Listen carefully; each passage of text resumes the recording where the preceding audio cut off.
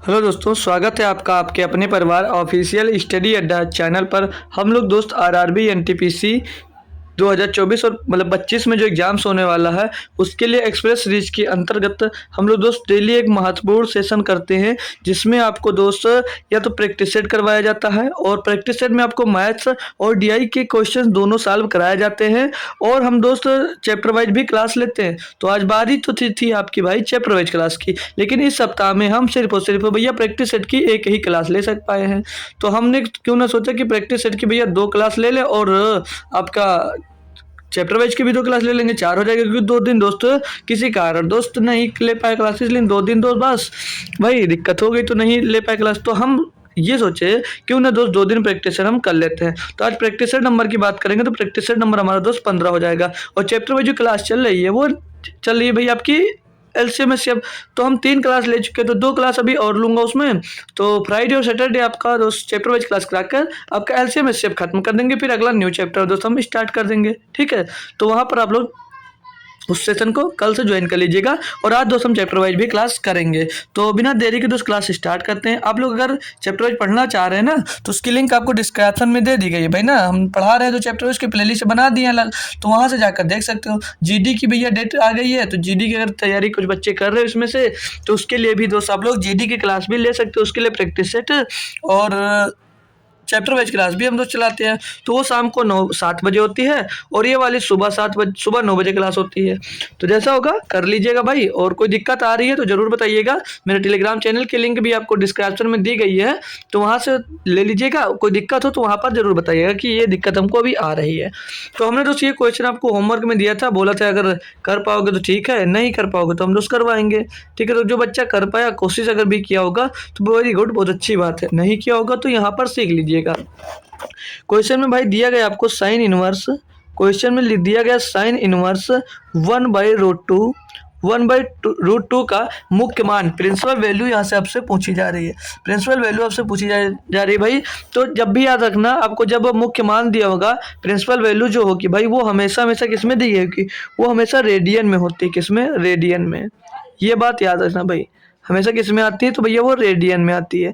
तो ये बात आपको भैया याद रखना है, भूलना नहीं है, बहुत इंपॉर्टेंट बात है। ठीक है भैया, याद रखना है आपको भी।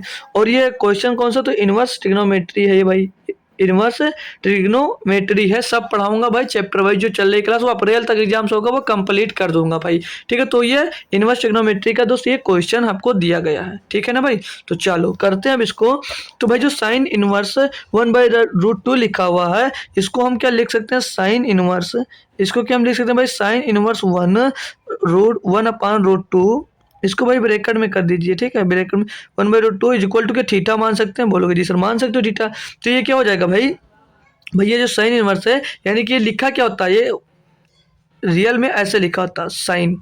ये साइन भाई आपका ये ऊपर जाकर इसीलिए -1 लग जाता है ना। तो 1/sin जो लिखा हुआ है वो साइन जाकर भैया किस में गुणा हो जाता है, थीटा में गुणा हो जाता है। तो जब साइन थीटा बराबर क्या आ जाता है, sine theta is equal to भैया आ जाता है 1/√2। तो अब यहाँ से अगर आप लोग थीटा का मान निकालोगे तो थीटा का मान कैसे निकाल सकते हो। अब ये जो 1/√2 लिखा हुआ है मतलब किसका मान होता है, 1/√2 का।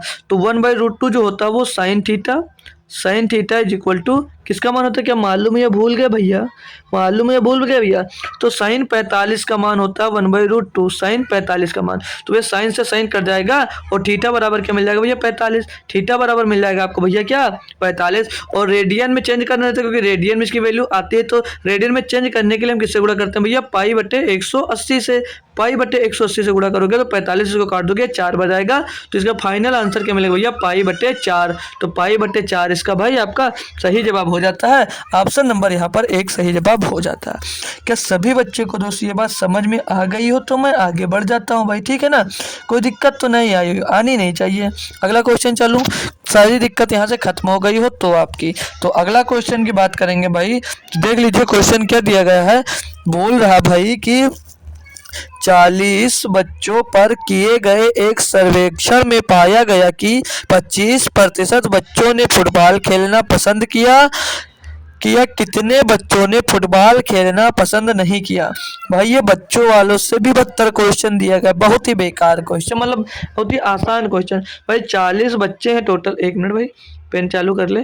ठीक है, टोटल कितने बच्चे हैं? टोटल 40 बच्चे हैं, जिसमें से बोला 25 बच्चों ने फुटबॉल खेलना पसंद किया, तो कितनों ने पसंद किया होगा? तो भैया 75% लोगों ने नहीं पसंद किया होगा। यानी 75/100 का मतलब 3/4 लोगों ने नहीं पसंद किया। तो 4 से इसको काटोगे 10 बार आएगा, 10 3 30, यानी 30 बच्चों ने भैया खेलना पसंद नहीं किया।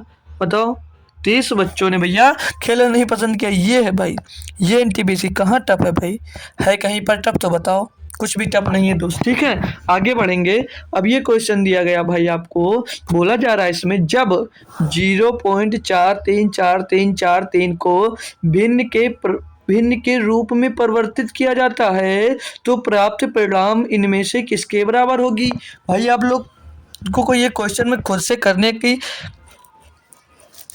कोशिश करिए, करो क्वेश्चन करिए भाई क्वेश्चन, क्योंकि भाई इसमें कुछ भी नहीं है। आप लोगों को लिए ये क्वेश्चन करना ही पड़ेगा आपको, बहुत आसान क्वेश्चन है दोस्त। ये भी नहीं कर पाओगे यार, कितनी बार तो सीख चुके हो भाई, इसमें कुछ नहीं होता। क्या दिया भैया?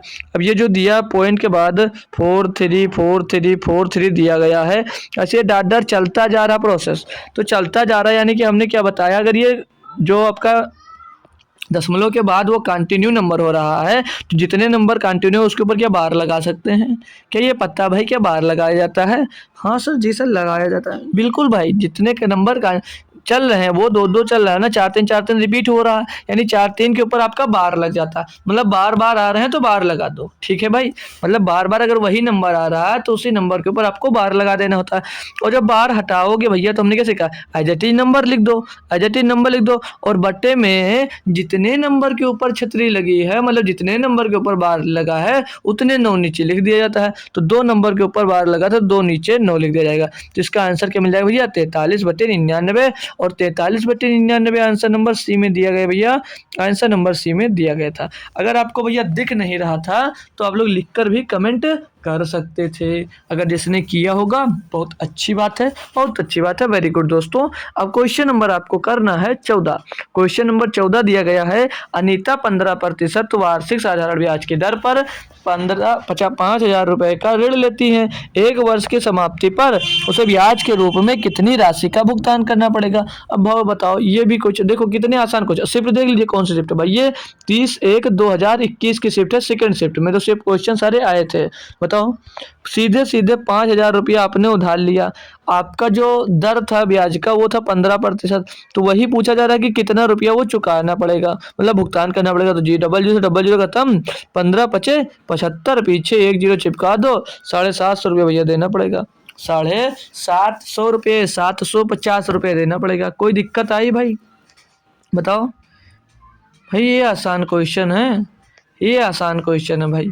अब ये दिया गया आपको क्वेश्चन, बोला एक समबाहु त्रिभुज का परिमाप 36√3 मीटर है, इसकी ऊंचाई मीटर में ज्ञात कीजिए। अब भाई बताओ, इसकी ऊंचाई मीटर में ज्ञात करने में क्या दिक्कत है? हाइट का फार्मूला बता रखा आपको भैया, परिमाप का फार्मूला बता सकते, क्या दिक्कत है? परिमाप क्या होता है? परिमाप होता है 3a, 3a होता है हमारा परिमाप समबाहु त्रिभुज का। तो 3a जब परिमाप होता है तो 3a बराबर होता क्या दिया, क्या इसमें 3a बराबर दिया 36√3, 3a बराबर 36√3। ये हमारा जो 3a होता है ये परिमाप होता है भाई, याद रखना, ये परिमाप का समझ लीजिए फार्मूला है भाई।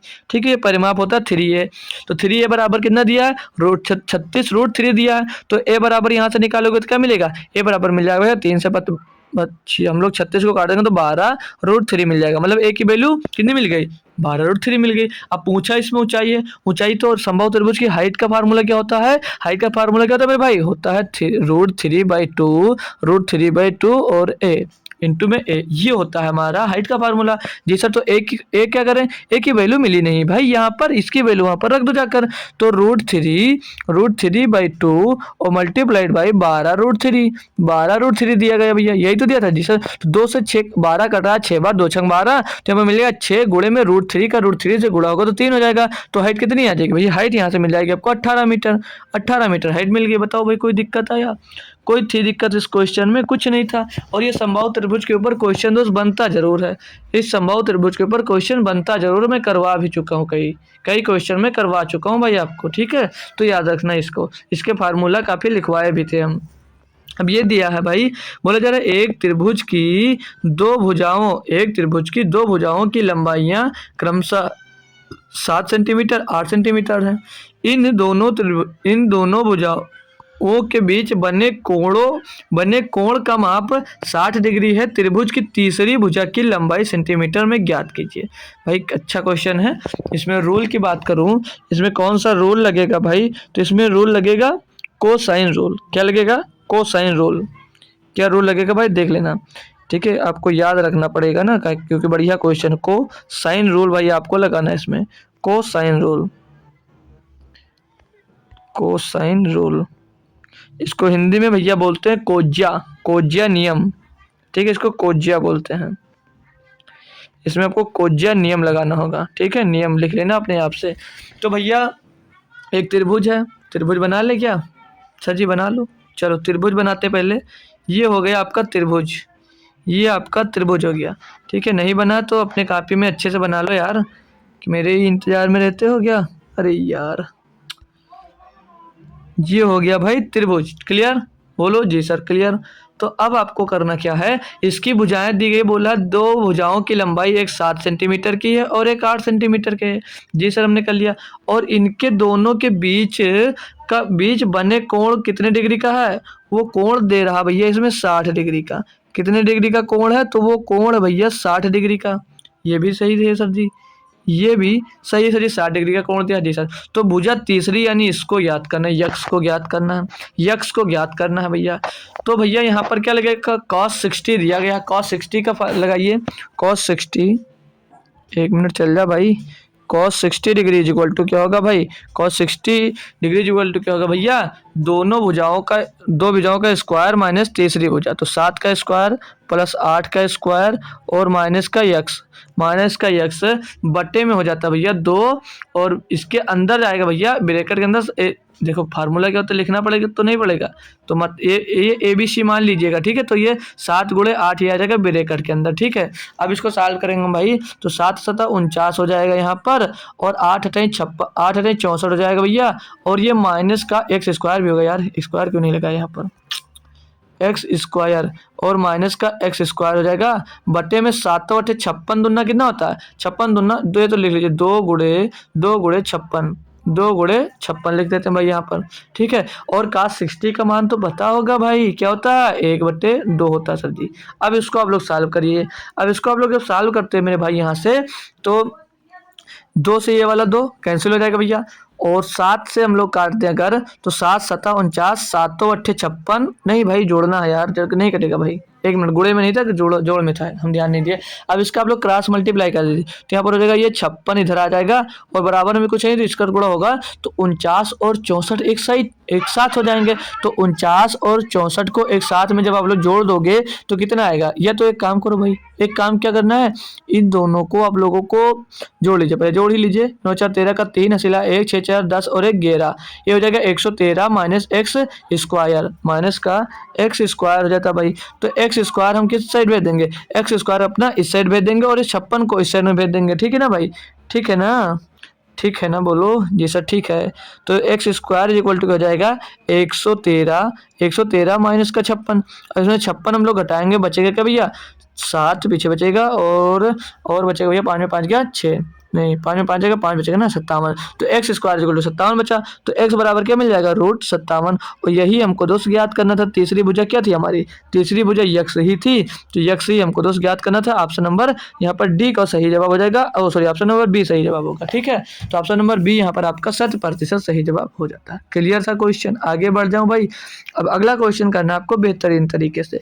क्वेश्चन नंबर ये दिया गया 17, बोला जा रहा दो संख्याओं का योग 850 है और उनका महत्तम समापवर्तक 25 है। ऐसी संख्याओं का एक संभव युग्म बताओ भाई, युग्म बताओ। ये भैया पीयर बनाने वाला क्वेश्चन है भाई, इसमें आपको मेहनत करनी पड़ेगी भैया, इसमें आपको मेहनत करनी पड़ेगी, क्योंकि क्वेश्चन अच्छा सा दोस्त दिया गया आपको, इसमें आपको मेहनत पूरी तरह से करनी पड़ेगी।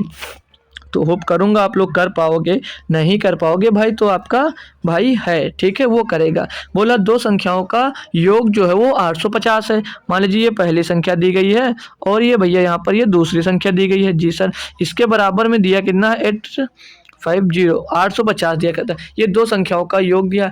अगर इस संख्या को हम अनुपात में लेंगे, ये दो संख्या दी गई थे, इसको अनुपात में लेंगे यानी कि हम लोग दोस्त इसमें से क्या यच, याद है या नहीं भूल गए भाई? यच मतलब एचसीएफ कॉमन लेंगे तो संख्या जो होती है उसमें एचसीएफ जरूर होता है। संख्या जो एचसीएफ होता है वो संख्या की आत्मा होती है। तो आत्मा को बाहर यानी एचसीएफ को बाहर लेंगे तो एचसीएफ है कितना इसका 25। तो अंदर संख्या जो बचेगी वो अनुपात में संख्या आ जाएगी। अनुपात में मान लीजिए ए और बी हो गई संख्या, अनुपात में संख्या ए बी हो गई और बराबर में कितना दिया 850 दिया गया भैया। तो ए प्लस बी बराबर क्या हो जाएगा? ए प्लस बी बराबर हो जाएगा 25 से इसको काट दोगे आप लोग तो 25 दिए 75 बचेगा 10 हो जाएगा 100, 25 चौको 100। अब ए प्लस बी बराबर 34 मिल गया। अब कितने पेयर बना सकते हो? अब कितने पेयर बना सकते हो ये मैटर रखता है। तो अब करना पड़ेगा भैया। तो पहला पेयर बनेगा 1,33 का बन जाएगा क्योंकि 1 और 33 34 हो जाएगा। और दूसरा बनेगा 2,32 और तीसरा बनेगा 3,31 और बनेगा भैया 4,30। काफ़ी पेयर बनेंगे भैया इसमें। और बनेगा 5,29 और पेयर बनेगा भैया। और बनेगा 6,28 और बच्चे का बनेगा 7,27 और बनेगा भैया 8,26 और बनेगा 9,25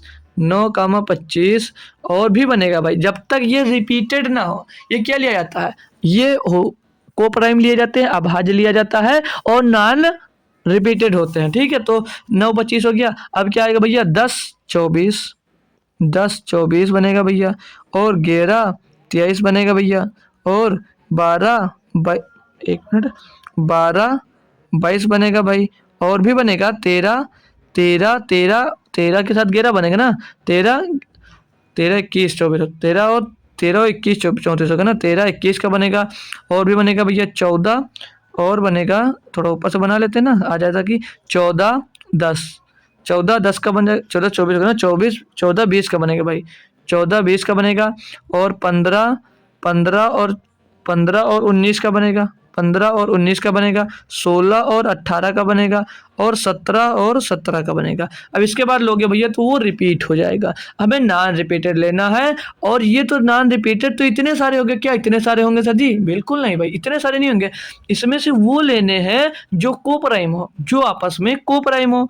जी सर, कोप्राइम हो मतलब जिनका एचसीएफ 1 आता हो। बिल्कुल सर जी, जिनका एचसीएफ 1 आता हो। तो इसमें से कैसे पहचानेंगे? देखिए भाई, अब जो दिया गया 1 और 33 इसका एचसीएफ जो होगा 1 होगा। जी सर, ये तो ये होगा। 2,32 में 2 कॉमन हो जाता तो इसका एचसीएफ होगा नहीं, तो ये संख्या नहीं होगी। 3,31 में कुछ कॉमन मिल रहा नहीं मिल रहा, तो यही है आपकी दोस्त, ये भी कोप्राइम मतलब ये ले सकते हैं। 4,23 में 2 कॉमन, 5,29 में कुछ नहीं कॉमन तो 5,29 ले सकते हैं।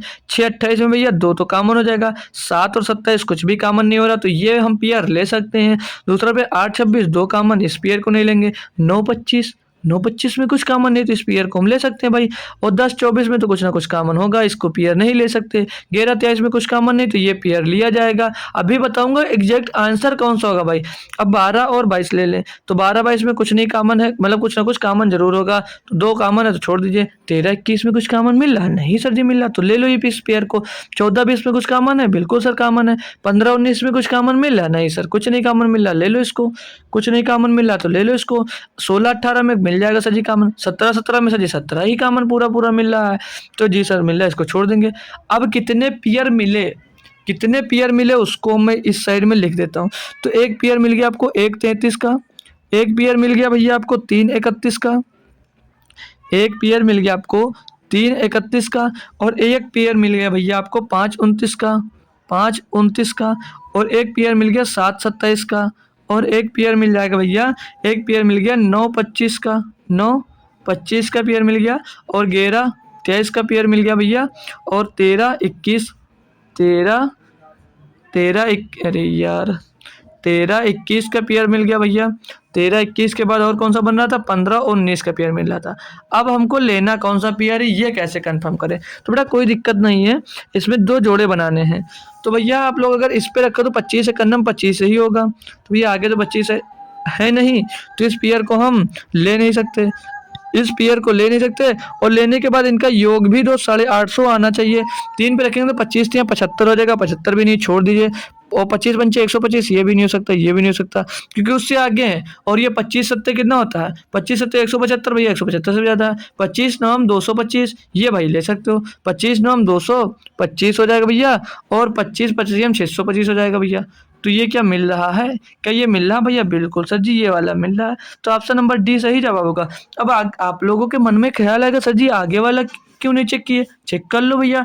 25 का गुणा 11 में करोगे तो 275 आएगा, है कोई ऑप्शन में? नहीं है, तो ये भी नहीं लेंगे। 13 का गुणा करोगे भैया कितना ज्यादा आएगा, 25 दाम है तो 25 325 आएगा, ले सकते हैं? नहीं। 15 का गुणा भैया आप लोग 25 में करोगे तो कितना होगा, 400 हो जाएगा शायद। नहीं, 400 नहीं होगा, तो 25 पंचे 125 का 5 से आ जाएगा भैया 12, 25 से करना 25 और 12 37, 375 का आएगा नहीं। तो ऑप्शन नंबर भैया कौन सा, डी सही होगा। यानी कि पेयर कौन सा सही होगा हमारा, 9 और 25, 9 और 25 पेयर सही होगा।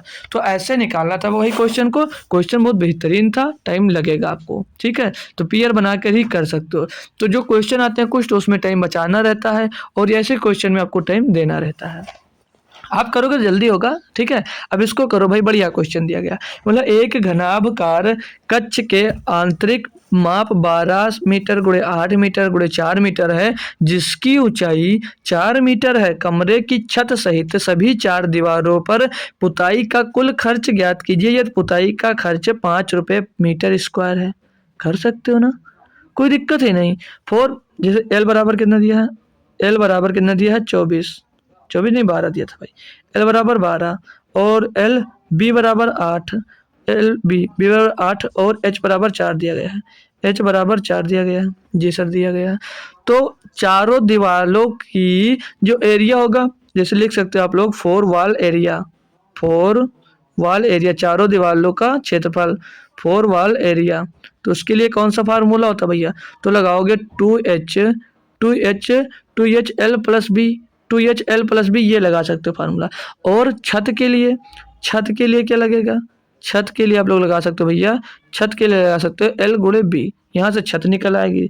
तो अब क्या करें सर जी, रखो इसमें यार 2H, एच का मान क्या दिया है, एच है सर जी हमारे पास 4 है ना, 4 रख लो यार, है तो रख लो। अंदर एल कितना है भैया 12, बी कितना है 8, 12 8 20, तो इसको गुणे में 20 ही लिख दो, ठीक है। तो 20 चौक 80 दूना 160, कितना एरिया आया इसका 160 मीटर स्क्वायर। एल बी कर लीजिए भैया, एल कितना है, एल है 12 सर जी, बी कितना है 8, 12 8 है 96, इसका एरिया है 96 स्क्वायर, 96 मीटर स्क्वायर। दोनों को टोटल कर लेंगे हम, दोनों को जोड़ देंगे भाई, तो यहाँ पर पीछे 6 9 6 15 का 5 से लाया 1 1 1 2, टोटल जो एरिया आया भैया, वो टोटल आया भैया आपका 256 मीटर स्क्वायर। इसका भैया कॉस्ट निकालना है कि ये प्रति मीटर 5 रुपये प्रति मीटर स्क्वायर था, तो खर्चा निकालना है ना, तो 5 से इसमें हम लोग गुणा कर देंगे, तो यहाँ से आपको कॉस्ट मिल जाएगा, यहाँ से आपको कॉस्ट मिल जाएगा कितना रुपया खर्चा होगा। तो 5 छक्का 30, 50 25 3 28 का 8 से लाया 2 5 दूनी 10 2 12 भैया, 1280 रुपया खर्चा आएगा, 1280 रुपये का खर्चा भैया आ रहा होगा। इसमें तो कुछ नहीं था क्वेश्चन में, बस आना चाहिए था, बस थोड़ा सा मतलब अच्छे से आना चाहिए था, सॉल्व करना बस हो जाता भाई, ठीक है। आगे बढ़ें, समझ गए ना, कोई दिक्कत तो नहीं है। बढ़ जाऊँ आगे, बढ़ जाओ सर जी, बढ़ता हूँ फिर, ठीक है ना, बढ़ता हूँ आगे। चलो अगला क्वेश्चन करो भाई, एक बार ट्राई। बोला जा रहा है इसमें कि सलीम ने एक वस्तु 700, भाई देख लीजिए क्वेश्चन लप्पू सा दिया गया है, मन में कर सकते हो भाई। सलीम ने 784 रुपये में खरीदी, जिसके वो एक वस्तु खरीदी भाई, ठीक है, जिसके मूल्य में 12% जीएसटी शामिल था। जीएसटी जोड़े जाने से पहले उस मूल्य का, वस्तु का मूल्य कितना था भाई, क्या था, जब जीएसटी जोड़ दिया 12%, यानी कि 112% का मान दिया गया है। 112% का मान कितना दिया 784। आपसे वस्तु का मूल्य पूछ रहा, 100% की वैल्यू पूछी जा रही है भैया, तो 100% की वैल्यू क्या हो जाएगी 700 हो जाएगी। कैसे, ये एक की वैल्यू निकालोगे तो 7 आ गया, ये 7 बार जा रहा है, पीछे 100 से गुणा कर दोगे 100% की मान निकल आएगा, तो 700 होगा भाई। क्या था, एक स्टेप में क्वेश्चन हो गया भाई, एक स्टेप में भाई क्वेश्चन हो गया आपका। अब ये क्वेश्चन दिया गया है, बोला जा रहा है ए की पावर, अरे यार क्वेश्चन दे रहा है ए की पावर 1/3, ए की पावर 1/3 3 इज इक्वल टू ए की पावर में 3 इज इक्वल टू 6 दिया है। तो पूछा जा रहा है ए स्क्वायर माइनस 36 ए का मान ज्ञात कीजिए। कोई दिक्कत परेशानी आ रही है इस क्वेश्चन में? कहीं पर कोई परेशानी आ रही है आपको? दिक्कत कहीं से तो नहीं आ रही है, तो कैसे कर सकते हो सर जी? आप बताओ कैसे कर सकते हो। देखो भाई, यहाँ पर ये जो ए की पावर में 1/3 लिखा, यानी कि ये घनमूल ए का ये लिखा हुआ, ये लिखा हुआ एक है, तो हम दोनों तरफ स्क्वायर कर देंगे और दोनों तरफ क्यूब कर देंगे तो इधर ए मिल जाएगा, और 6 का क्यूब करेंगे तो 216 मिल जाएगा ना। उधर से 1/√3 1/, जो 3 लिखा वो खत्म भी हो जाएगा जैसा, यानी ए का मान यहाँ से क्या मिल गया? ए का मान 216 मिल गया। पुट कर दो भैया, बस कुछ नहीं करना था, पुट कर दो। अब इसमें से अगर हम इस वाले से ए कॉमन ले लें तो अंदर क्या बचेगा? ए माइनस 36।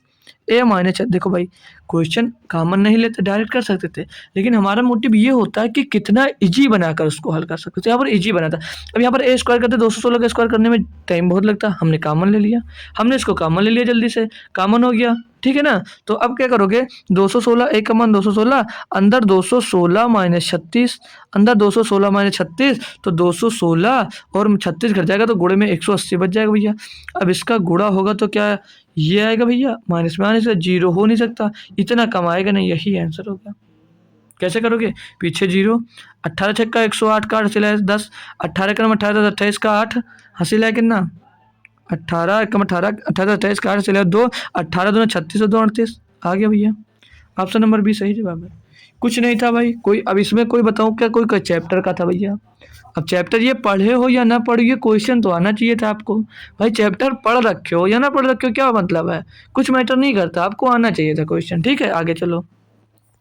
अब ये क्वेश्चन बढ़िया सा दिया गया, बोला जा रहा है एक बैग में 3000 रुपये हैं। कोई बैग है उसमें आपके 3000 रुपये रखे हुए हैं। बोला जिसमें से 50 रुपये, 100 रुपये और 10 रुपये के मूल वर्ग के नोट हैं। यदि 100 रुपये और 50 रुपये और 10 रुपये के नोटों का जो अनुपात है क्रमशः वो 5:8:10 है, तो बैग में 50 रुपये मूल वर्ग के नोटों की संख्या ज्ञात करनी है। भाई इस टाइप का क्वेश्चन मैं करवा चुका हूँ, बट कोई दिक्कत नहीं। कर पा रहे हो तो बहुत बेहतरीन है आपके लिए, नहीं कर पा रहे हो तो उससे भी बेहतरीन नहीं है। सीखो भाई यहाँ पर, ठीक है, बेहतरीन हम लोग। तो यहाँ पर पहले इनका प्रारूप दिया गया, प्रारूप लिख लीजिए, मतलब डी बराबर डी कितना दिया गया? क्या दिया गया भाई? बोला जा रहा है 50 रुपये, 50 रुपये का भैया, और क्या दिया गया भैया? और 100 रुपये का दिया गया है, और 100 रुपये दिया गया है, 100 रुपये और 10 रुपये का नोट दिया गया है, और ये 10 रुपये का नोट है ना, है। अब नंबर ऑफ कॉइन्स कितने दिए गए? बोला यदि 100, 50 और 10 के नोटों का अनुपात, मतलब नोटों का अनुपात कॉइन बोल दिया, नंबर ऑफ नोट लिख लो यार, ठीक है, ठीक है। तो 5:8:10 दिया है, तो यहाँ से नंबर ये लिख देना, समझ जाना, नंबर लिख रहे हैं मतलब ना कितने नंबर है। तो 100 के नोट कितने हैं? तो 100 के भैया 5, तो यहाँ पर ये 5 लिख दो, और 50 के कितने हैं? तो अनुपात 8। ये देखना भाई, ये भी कंफ्यूज करने वाली दिया भाई। यहाँ पर सीरियल दिया 50, 100, 10 का, और यहाँ पर 100, 50, 10 का अनुपात दे रखा है। यहाँ पर मिस्टेक कर सकते हो, तो ये ध्यान रखना भाई, ये गलती होती है, इसलिए मिस्टेक इसी को बोलते हैं, ठीक है ना। तो 100, 50 के कितने सा रेशियो? 8 था, और 10 के नोटों का रेशियो कितना है? 10 भैया, ठीक है, ठीक है, ठीक है। तो टोटल नोट निकाल देंगे ना, टोटल कितने रुपए होंगे? अगर 50 रुपए का 8 नोट हम मान लेते हैं तो कितना रुपया होगा? 400 रुपया होगा सर जी। जी सर बिल्कुल होगा। और 100 रुपये के अगर 5 नोट है तो कितने नोट होंगे? 500 रुपये हो जाएंगे। और अगर 10 रुपये का 10 नोट है तो 100 रुपया हो जाएगा। यहाँ तक कोई कंफ्यूजन आई भैया? नहीं। तो टोटल आपके पास रुपए कितने हो गए? यहाँ पर माना रुपए कितने हो गए? 400, 500, 900 और 100, 1000। हमारे पास टोटल यहाँ पर 1000 रुपये हो। क्वेश्चन में कितना दिया था? 1000 बराबर 3000 रुपये, तो एक बराबर कितना आ जाएगा? 3 रुपये आ जाएगा। पूछा क्या है? तो 50 मूल वर्ग के नोटों की संख्या ज्ञात करो। तो 50 मूल वर्ग के नोटों की संख्या ज्ञात कर सकते हो। किस रेशियो में थे? इनका रेशियो था सर जी 8, तो 8 गुणे 3 कर दो, 8 बराबर क्या होगा? 3 गुणे 8, तो कितना आ जाएगा भैया? 24 नोट थे भैया 50 के। ऑप्शन नंबर सी सही है। था कुछ दम भाई क्वेश्चन में आपके? था, बोलो ना, बोलो ना, रील देखे हो कि नहीं देखे हो? क्वेश्चन दिया गया भाई आपको, बोले 4 अंकों की वह बड़ी से बड़ी संख्या ज्ञात कीजिए जो 66 से पूर्णतया विभाज्य हो। आप लोग कैसे करोगे इसमें आप लोग आंसर कमेंट करो भाई, थोड़ा सा टाइम देंगे आपको। चलिए 10 सेकंड का क्वेश्चन है, पर 20 सेकंड ले लीजिए आप लोग। 20 सेकंड में इसका आंसर कौन बच्चा कमेंट कर पाता है भाई, कमेंट करना है, आंसर कमेंट करना है आपको। देख रहा हूँ कौन बच्चा कमेंट कर रहा है, ठीक है। बात करने में लगे हो तो लगे रहो भाई, बाकी कर पा रहे हो क्वेश्चन तो बहुत बेहतरीन बात है, बहुत अच्छी बात है। क्वेश्चन करना आना चाहिए भाई, कहीं पर भी पढ़ लो मैटर नहीं कर रहा है, मैटर क्वेश्चन से कर रहा है। आप लोग क्वेश्चन देखो, उसे सॉल्व करने की कोशिश करो कि आपसे हो रहा है या नहीं हो रहा है। अब जैसे यहाँ पर बोल रहा था 4 अंकों की बड़ी से बड़ी संख्या ज्ञात करो जो 66 से पूर्णतया विभाज्य हो। मेथड हमारा यही होगा कि टोटल इतना लो, इसको नॉन, ये 4 अंकों की बड़ी से बड़ी संख्या, इसको आप लोग काटो, जो कम पड़े या शेष बचे उससे दोस्त घटाओ, नहीं करेंगे हम। अब जो 66 से संख्या डिवाइड होगी, जो संख्या आपकी भैया अगर 66 से डिविजिबल है तो वो क्या संख्या 11 और 6 से नहीं डिविजिबल होगी? 11 और 6 से डिविजिबल नहीं होगी जी सर, और 11 6 से डिविजिबल होगी तो वो संख्या 2 और 3 से भी डिविजिबल होनी चाहिए, तो वो संख्या 2 और 3 से भी डिविजिबल होनी चाहिए। यस सर, ये भी मैटर करता है, तो हम चेक कर सकते हैं जी सर। अब 2 से वही संख्या डिविजिबल होगी जिसका लास्ट का डिजिट क्या हो, इवन नंबर हो, सम नंबर हो। तो सब में 3 में तो ये ऑप्शन पहले ही एलिमिनेट हो गया हमारा। दूसरे पे आएंगे, अब हम डिविजिबिलिटी रूल लगाएंगे किसकी, 3 पे आएंगे। तो 3 का डिविजिबिलिटी रूल, अंकों का योग 3 से डिविजिबल होना चाहिए भैया। तो 6 3 9, 9 4 13 9 22, भैया हो नहीं रहा। 9 8, ये तो इसको छोड़ने ले, चेक ही नहीं करना। 7 6 13, 13 5 18, 18 और 4 22, होगा ही नहीं भैया। 9 9 18 6 24 से 30, भैया यही होगा। 11 से भी चेक कर लो, 11 में 99, 11 6 66, 11 से भी डिविजिबल है, यानी कि भैया ये संख्या 4 अंकों की सबसे बड़ी से बड़ी संख्या यही होगी जो कि भैया 666 से डिविजिबल होगी। बताओ, पेन उठाने की जरूरत थी मेरे भाई, मेरे सिस्टर्स, बहन, बताओ। नहीं थी, नहीं थी, थी नहीं। आप लोग कहोगे फिर भी मैं नहीं मानूंगा, नहीं थी ना, नहीं थी। अब आप लोग करोगे नहीं ना, तो हम भाई पेन क्या, कापी उठा डालो, पूरा बस्ता उठा लो, वो आपको मैटर करता है। अब ये क्वेश्चन थोड़ा बेहतरीन दिया, इसमें आपको कुछ सीखना है और ये बात आपको सीख कर अपने माइंड में सेट कर लेना है, ठीक है। यहाँ पर आप मिस्टेक कर सकते हो, मिस्टेक करने वाला क्वेश्चन कर रहे हो यार। एक बार देखते हैं इसका आंसर कौन कौन बच्चा कमेंट कर पाता है, एकदम करेक्ट जवाब कौन बच्चा दे पाएगा इसका। देखता हूँ एक बार, दिया है क्वेश्चन, पढ़ लेंगे हम एक बार।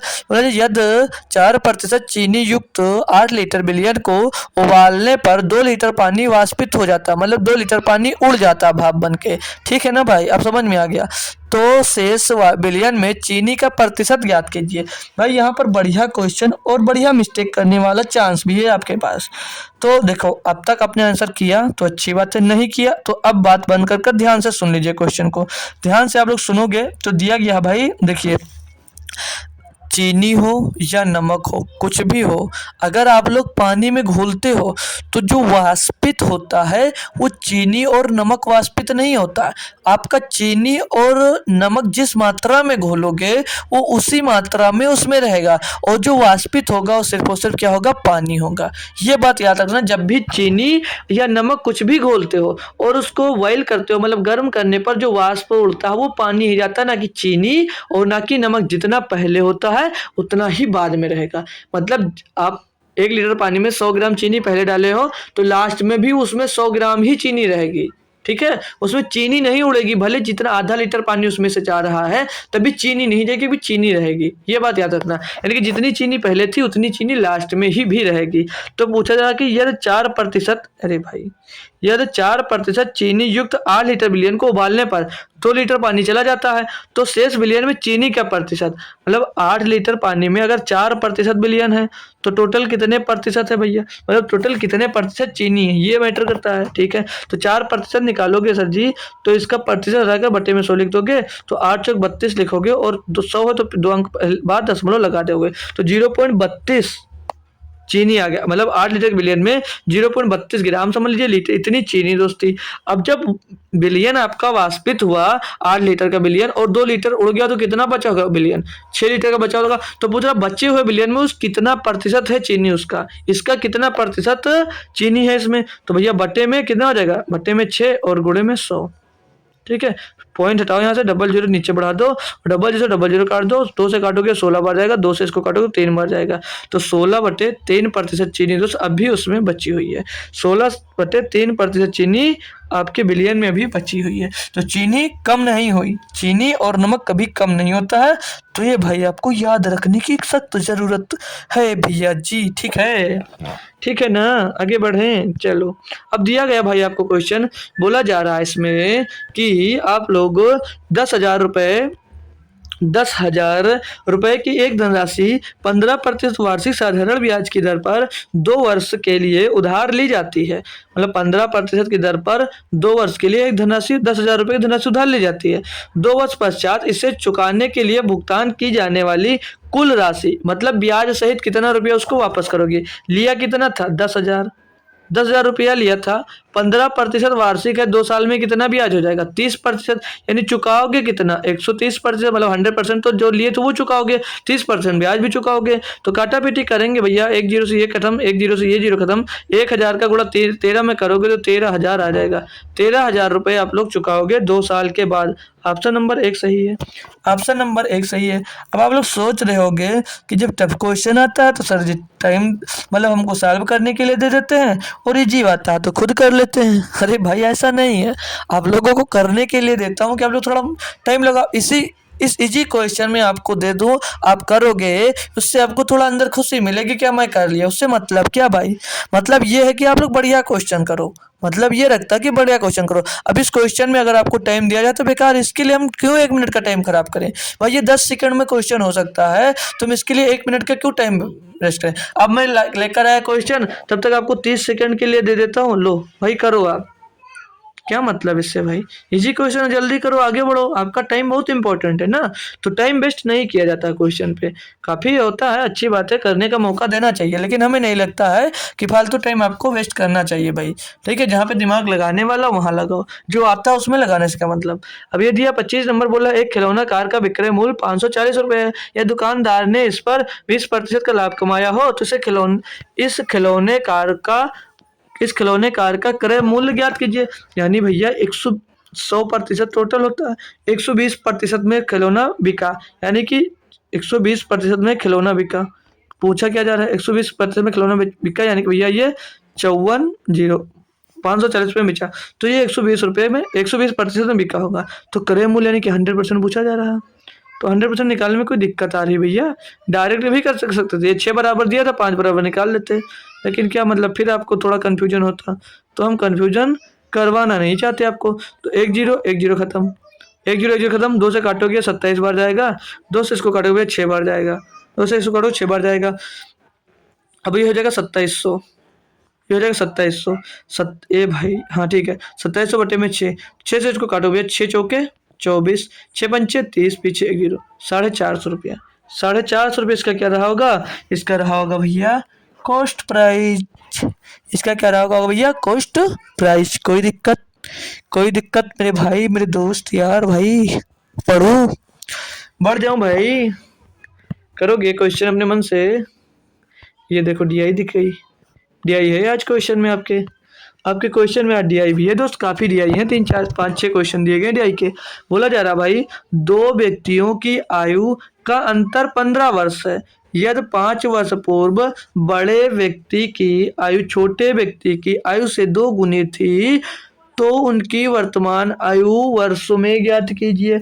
मतलब ये भैया बड़े थे, ये मान लीजिए 5 ईयर्स पहले ये बड़े हो गए, ठीक है, ये बड़े हो गए और ये छोटे हो गए, ये बड़े हो गए और ये छोटे हो गए।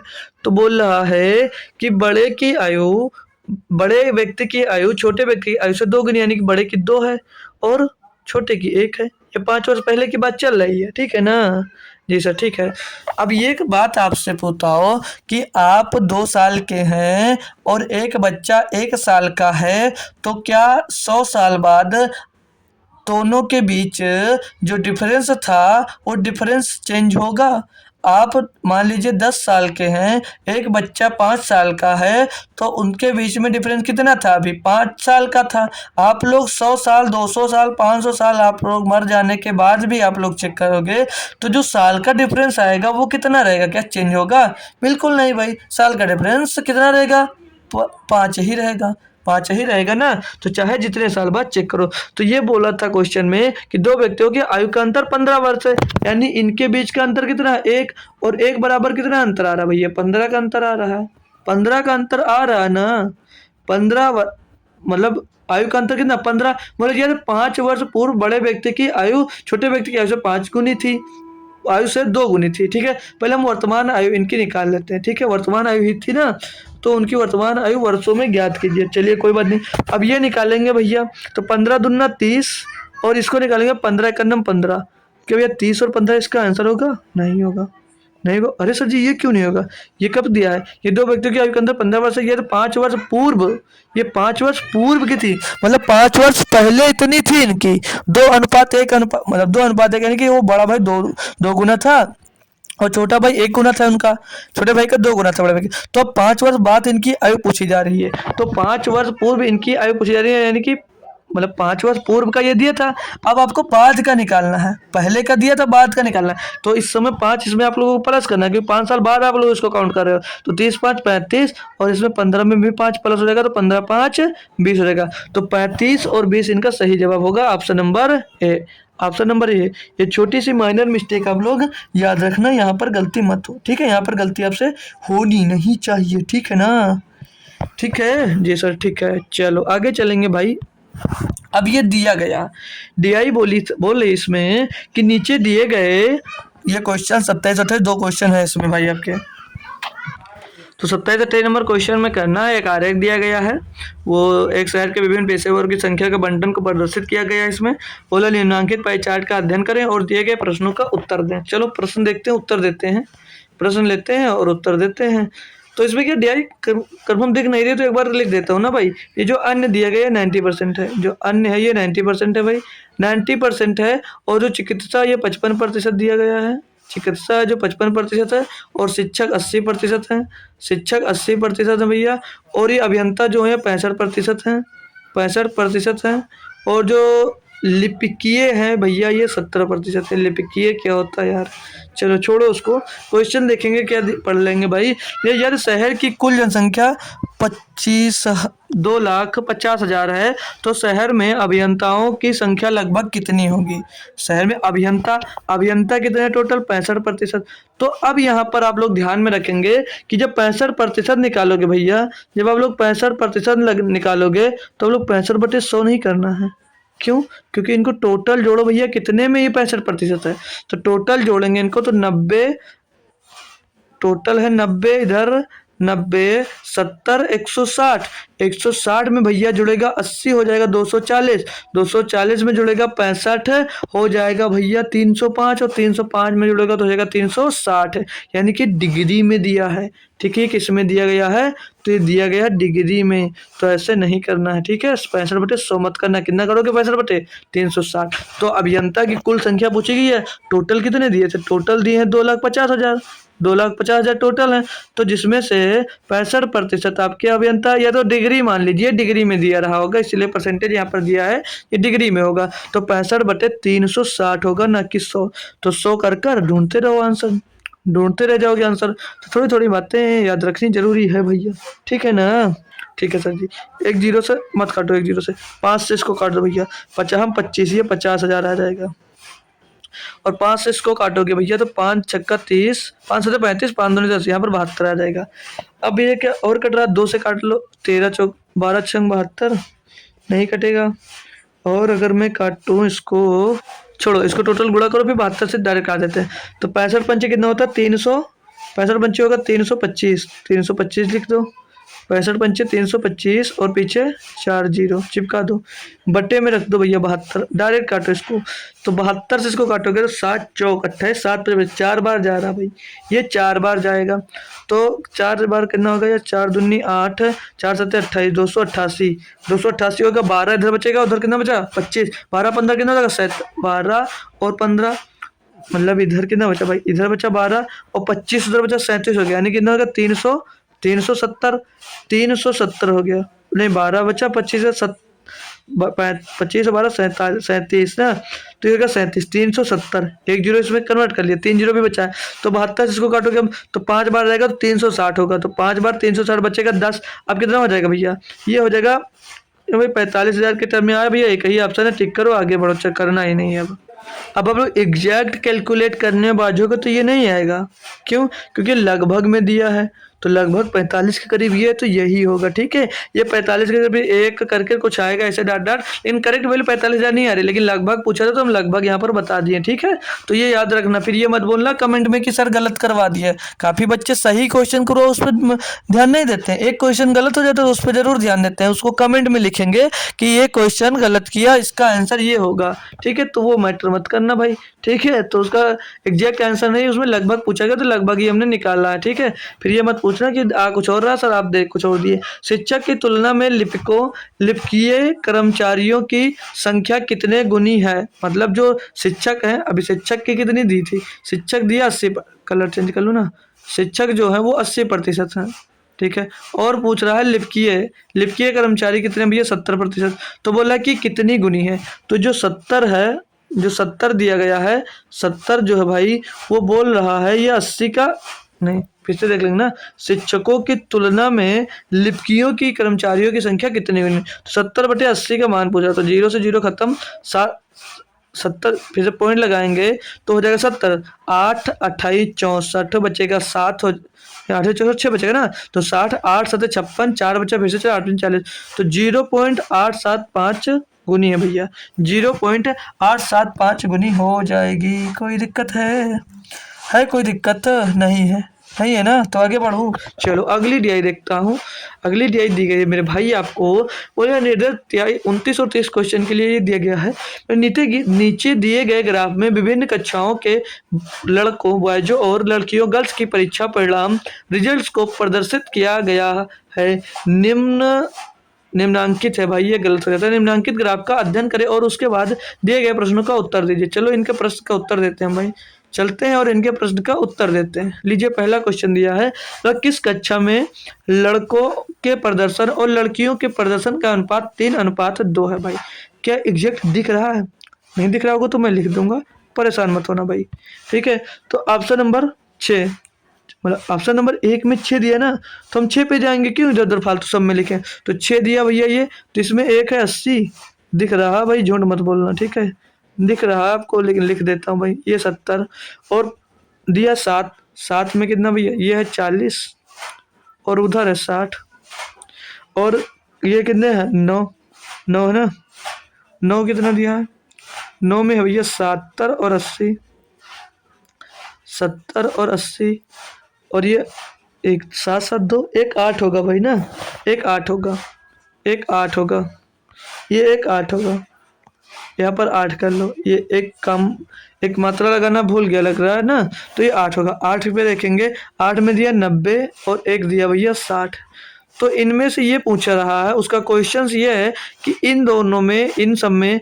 3:2 के अनुपात में कौन सा है, 3:2 के अनुपात में कौन सा भैया, 80 80 और 70, 7 और 8 20 और 40 और 60, 2 3 और 90 और 60 3 2, 90 और 60 ये भैया 3 2 में दिया है, 90 60 30 से 90 और 30 दूनी 60, तो 3:2 में दिया, तो ऑप्शन नंबर डी सही होगा। यानी कि भैया शहर मतलब ना 8वें प्रदर्शन में लड़कों और लड़कियों की जो प्रदर्शनी है उसमें से भैया 3:2 में दोनों है भाई, 3:2 में है, कोई दिक्कत तो नहीं आई, कोई दिक्कत तो नहीं। जो नीला था वो बॉयज और ब्लैक था वो गर्ल, नीला टॉयलेट के लिए, लाल बाथरूम के लिए, ठीक है ना, तो समझ गए। चलिए आगे बढ़ेंगे भाई, दी गई सभी कक्षाओं में लड़के और लड़कियों की कुल प्राप्तांकों के औसत का अंतर ज्ञात करो। भाई अब तो दिक्कत फंस गए ना, लड़कों का जोड़ो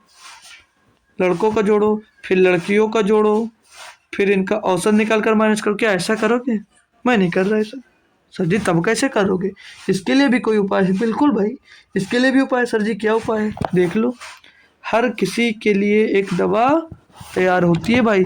तो देखो डिफरेंस देखना है आपको, डिफरेंस देखना है, तो ये 80 से 60 कितने की कमी, कितना कम हुआ 20, कितना डिफरेंस 20 आया ना 20 जी सर। यहाँ से कितना डिफरेंस 10 का, यहाँ से डिफरेंस कितना -20 का, या एक प्लस ले लो एक माइनस का ले लो, तो यहाँ पर 20 का डिफरेंस, और यहाँ पर कितना डिफरेंस भैया 30 का डिफरेंस आ रहा है सर जी। और यहाँ पर डिफरेंस कितना भैया 10 का, और यहाँ पर डिफरेंस कितना भैया, ये 1 मिनट, ये जो बढ़ रहा है ना जिसको माइनस मिले, तो यहाँ पर -10 का डिफरेंस, और यहाँ पर सर जी प्लस का 10 का डिफरेंस आ रहा है। ठीक है, अब कैसे सॉल्व करोगे? अब मैं सॉल्व करने का तरीका बताऊं, तो ये माइनस का 20 है, ये प्लस का 20 हटा दीजिए, पर ये माइनस का 10 है, ये प्लस का 10 हटा दीजिए। जोड़ना किसका, इसको जोड़ लो इसको जोड़ दो, तो 30 10 कितना हो गया भैया 40 हो गया। अब टोटल जोड़ लो, इनका अंतर 40 मिल गया, टोटल जितने हो उनसे डिवाइड कर दो। 1 2 3 4 5 6 थे, 6 से डिवाइड कर दो, छकाओ को 36, 4 बटा पॉइंट लगा 40, छकाओ 36, छकाओ 36, छकाओ 36, जाते जाइए। करेक्ट आंसर इसका क्या मिलेगा 6.67। ऑप्शन नंबर सी सही है। अब कैसे, अब मजा आया ना? हाँ कर सकते, नहीं पता है मत करो, ऐसा नहीं पता मत करो। अब चाहे इसको माइनस में ले लेते, चाहे उसको एक माइनस में ले सकते, नहीं तो इसको अलग अलग जोड़कर आप लोग इनका औसत निकाल कर भी घटा सकते थे। ठीक है, कोई मैटर नहीं करता, आप लोग कैसे भी कर सकते हो। ठीक है, चलो आगे बढ़ जाऊँ भाई, आगे बढ़ जाओ, कोई परेशानी तो नहीं है, कोई दिक्कत तो नहीं आई होगी, होप करूंगा आई तो नहीं होगी भाई। चलो अगला क्वेश्चन दिया आपको, ये समझ लीजिए रीजनिंग का ही क्वेश्चन दे दिया आपको। बोला एक संख्या 3 से बड़ी है लेकिन 8 से कम है। एक संख्या जो भैया वो 3 से तो बड़ी है, 3 से तो बड़ी है लेकिन 8 से छोटी है, 8 से छोटी है। 4 5 6 7, 3 4 5 6 7 8, तो 8 यहाँ पर आ जाइए, मतलब 8 से वो संख्या छोटी है। ठीक है, 8 से वो संख्या छोटी है। आगे पढ़ो क्वेश्चन क्या दिया गया है, आगे पढ़ो क्वेश्चन क्या दिया गया है। आगे क्वेश्चन में आपसे बोला जा रहा है कि इसके साथ ही यह 6 से बड़ी है लेकिन 10 से छोटी है, मतलब ये 6 से बड़ी है लेकिन 6 से बड़ी लेकिन 10 से छोटी है। तो भैया इनके बीच में क्या आ रहा है, इनके बीच में एक यही संख्या तो आएगी, ये होगी 7, ये होगी 7, तो भैया 7, 2 नंबर 3 नंबर हो गए आपके। कोई दिक्कत होगी नहीं भाई, हम हैं तो फिर क्या गम है ना, ऐसे तो गाना गाते हो आप लोग। चलो अगले क्वेश्चन पे भाई, चलो अगला दिया भाई 32 नंबर। 32 नंबर क्वेश्चन बहुत बढ़िया से करना है, ऑप्शन से करना सिखाऊंगा भाई, थोड़ा टाइम लगेगा लेकिन ऑप्शन से इजी पड़ेगा। बोला 4 क्रमागत आभाज्य संख्याओं में से अंतिम 3 का गुणनफल 7429 है, और पहली 3 का गुणन प्रथम मतलब पहले तीन संख्याओं का गुणनफल 4199 है। इन अभाज्य संख्याओं में से सबसे बड़ी संख्या क्या है? भाई सबसे बड़ी संख्या ज्ञात करनी है, क्या ज्ञात कर पाओगे आप, क्या ज्ञात कर पाओगे भैया आप? बोलोगे सर जी कैसे करूं, करो, हम है ना भाई, हम है ना, हम बताएंगे कैसे करना है, आसानी से होगा भाई, ये भी आसानी से होगा भाई।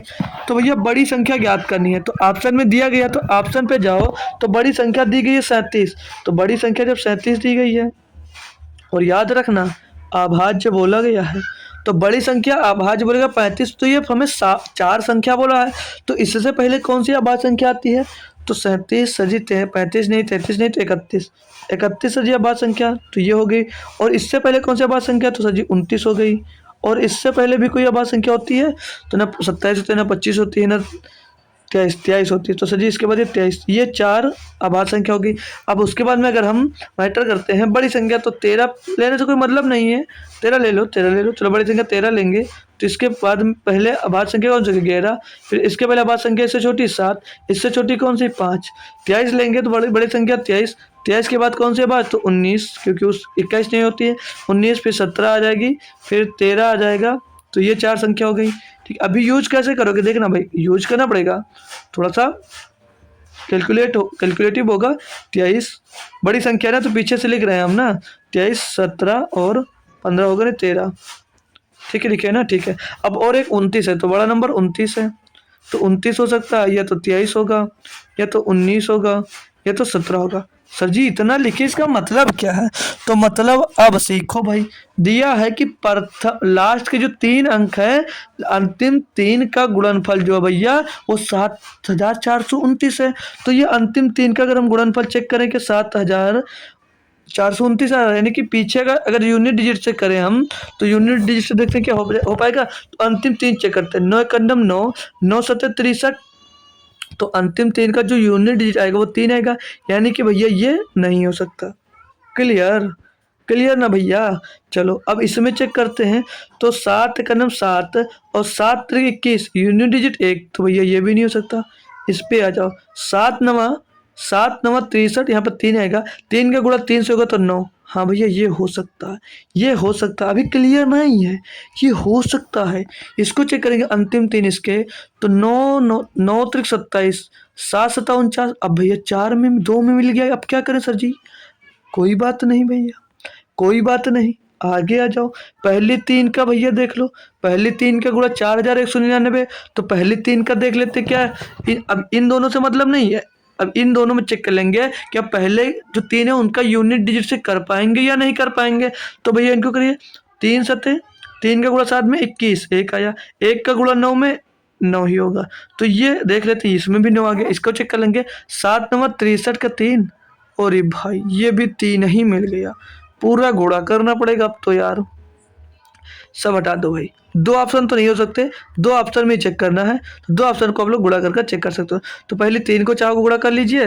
पहले 3 का आप लोग गुणा कर चेक कर लेते हैं। इसमें गुणा करेंगे तो 17 का 17 भैया 153 का 3 ऐसे आ जाएगा 15, 17 क्रम 17, 17 15 32 हो जाएगा। इसमें आप लोग कर दीजिए भैया 13 का गुणा। तो 13 या 39 का 9 हो जाएगा। ये पहले पहले 4 का पहले 3 का निकाल रहा हूँ ना। तो 13 या 39 का 9 हासिल आ जाएगा। 3 13 26, 3 29 का 9 हासिल आ जाएगा भैया कितना 2, और 13 26, 26 और 2 13 39 और 41 भाई। ये भैया यही होगा, यही होगा। इसमें चेक कर लेते, अगर ये भी हो गया तो पीछे चेक करेंगे।